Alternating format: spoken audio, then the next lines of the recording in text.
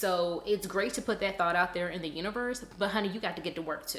So getting to work is making sure you understand what that goal is, what that feels like, and then that you are doing things that's in alignment with that. If you say your goal is to lose weight, then you cannot go out and do things that are out of alignment and expect you to manifest that. That ain't how it works, right? That's out of harmony.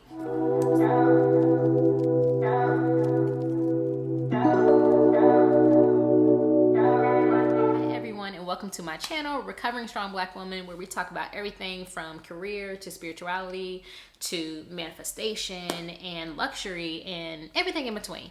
And ultimately just about living life in your own damn terms and according to your own rule book. And today what we're going to talk about is basically it's new year, new me, right? So how are you setting up your new year for success? I know a lot of people do not believe in New Year's resolutions, and I get it. I think there's a lot of stigma attached that it's going to be something that's short term, and that very well could be your experience if that's what you choose to believe. All right. So you're going to manifest whatever it is you choose to believe in. So if you don't believe that you can achieve it, well, guess what? It's not going to happen. I will tell you kind of like my approach to a new year, and it's probably a little bit different. So one, I'm more of a type A, so I'm very strategic when it comes to anything that I want to achieve. And when it comes to the new year, I do what I call my New Year's intentions, and I follow my intentions with my action plan. So let's break down what's the New Year's intention. So first, let's break down intentions. So intentions are probably a little bit different from resolutions in that it's a very clear direction in the areas that you want to make improvements in your life. So I feel like New Year's resolutions tend to be, I'll give a good example of, I want to lose weight. And that's it, right? I'm going to lose weight, and then there's a period. Intentions tend to be much more specific, and then they also tend to focus on many more of the senses, right? So maybe let's do a comparison. So here's the resolution, I'm going to lose weight. Here's the intention version, which is I want to manifest supreme wellness in my life. I want to have a body that reflects my insides. I want to have energy that I can last the day and feel uplifted and excited and motivated without the use of caffeine, right? So what am I really looking for, right? Lose weight is one thing, but what is the experience? And that's when I write a New Year's intention, that's what I'm looking about. I am looking to write and kind of detail down what experience I am looking to cultivate from that goal.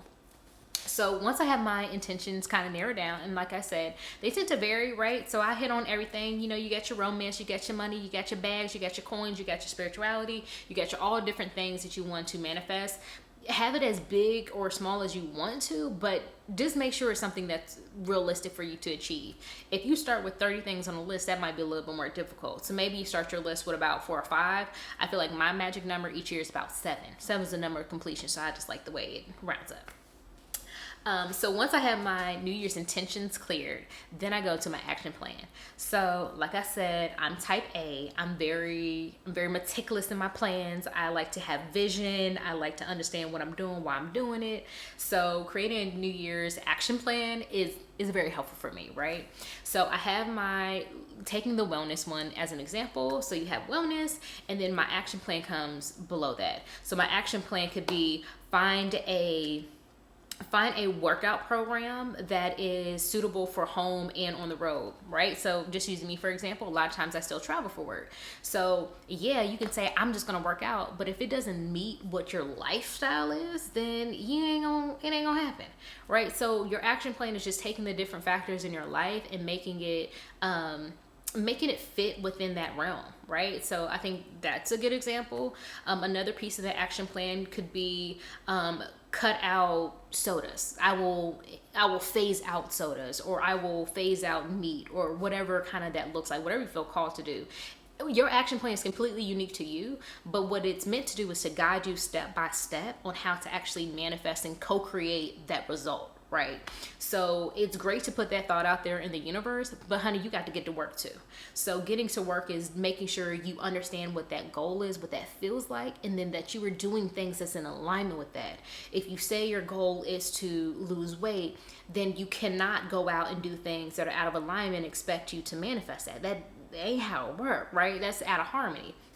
So really your action plan is just geared to very specific things that help you to achieve that thing. So typically for me, when I'm building an action plan around a very specific intention, I typically include maybe 3 or 4 different items. And for me, it's just like progress points, right? So I know I'm doing this. I know I'm in alignment. And the other key thing I want to kind of throw out when it comes to both intentions and action plans is you can have goals for the New Year's and they don't all have to start in January.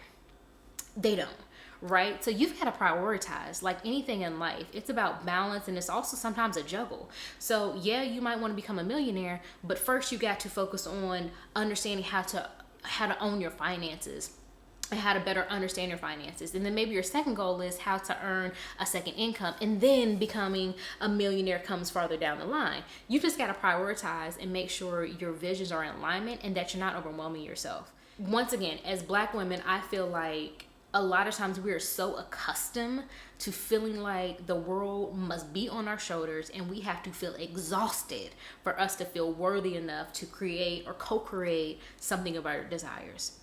What your New Year's resolutions, if that's what you choose to do, or your intention or action plan should be, is something that it should feel light. It should feel like air. It should feel like flow. It should feel like ease, right? It doesn't mean it's going to be easy. But if you look at your items and you're putting so much pressure on yourself that it feels like it's breaking you down, you are doing the wrong thing. It is not going to help you. You are not going to yield long-term results if you are constantly breaking yourself down. And here's the other thing that I think as women, especially as women of color, that we have to realize is not everyone is manifesting this hard. You might be working way too hard for this blessing, okay? These blessings are around you. This manifestation is around you. You got to be quiet. You got to tap in, but you don't have to force it, right? You don't have to force for love. You don't have to force for income. You've got to believe it. You've got to walk into that space knowing you are worthy. And in those things and in those situations, they will become aligned. So please make sure you're not beating yourself up.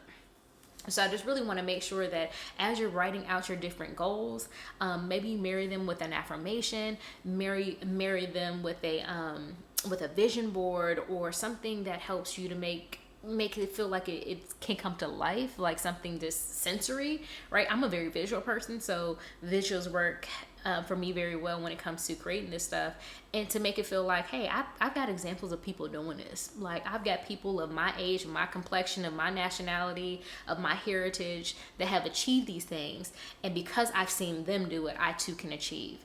And if you can get to that point with your intentions, then good, keep it. But if you feel like it is breaking you down, then you're not starting from the right place. It's not, we ain't got to do that. We do not have to co-create from lack, right? Because all you're going to get is more lack. You don't even want that.